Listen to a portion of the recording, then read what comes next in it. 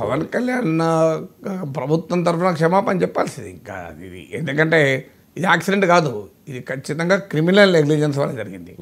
ఇంకా తిరుపతిలో జరిగిన తొక్కిసలాటలో యాక్సిడెంట్ అనే ఆర్గ్యూ చేయొచ్చు, అది కూడా యాక్సిడెంట్ కాదు. ఎందుకు కాదు అంటే ప్రాపర్ సూపర్విజన్ లేకుండా. తొక్కిసలాట ఇన్ని దశాబ్దాలుగా ఎన్నడూ జరగలేదు. టోకన్లు ఇచ్చే పద్ధతి ఇప్పుడు మొదలైందా? దానికి ప్రాపర్గా మేనేజ్ చేయకపోవడం వల్ల జరిగింది.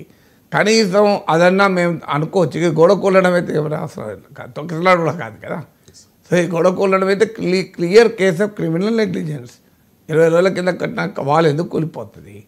అందువల్ల clear case of criminal negligence. నేనేమి చంద్రబాబు నాయుడుది criminal negligence, Pawan Kalyan criminal negligence అనడం లేదు.